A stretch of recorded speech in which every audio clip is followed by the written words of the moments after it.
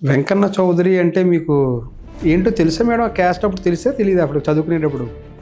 కమ్మ చౌదరి ఒకటని తెలియదండి నిజంగా. అంటే చాలామంది అది నమ్మలేదు, కానీ టు బీ ఫ్రాంక్ చెప్తున్నాను.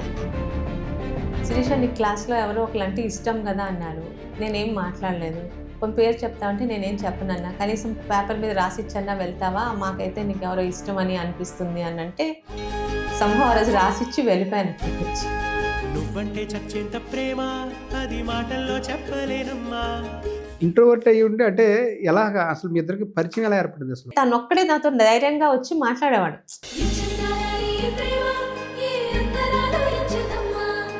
ఎలక్షన్లు అయినప్పుడు మళ్ళీ నాన్న గెలిచారు.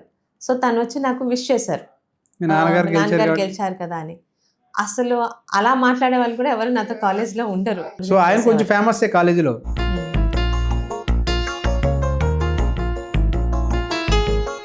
నాకు నచ్చిన వ్యక్తిని చేసుకుంటే బాగుంటుంది కదా అని అమ్మకి చెప్పడం జరిగింది. ఆయనతో చెప్పారు అసలు ముందు మీరు?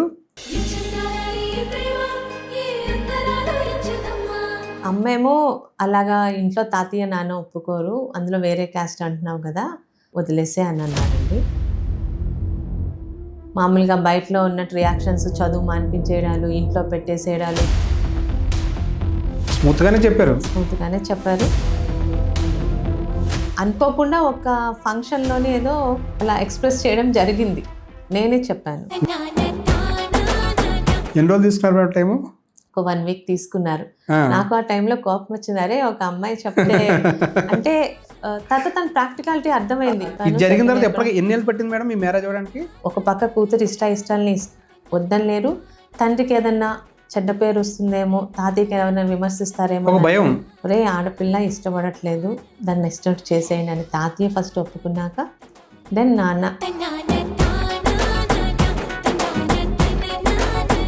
తాతయ్య నాన్నగారు పెళ్లి తర్వాత మళ్ళీ నా మనవరాలు పెళ్ళని కారు డిక్కి నిండా శుభలేఖలు వేసుకొని సోంపేట నుంచి చెన్నై వరకు ఆయన ఒక్కలే వెళ్ళి వాళ్ళకి తెలిసిన వాళ్ళందరికీ నా కొడుకు పెళ్లి తర్వాత నా మొదటి మనవరాలు పెళ్ళి అని అందరికీ కార్డ్స్ స్వయంగా ఇచ్చారు.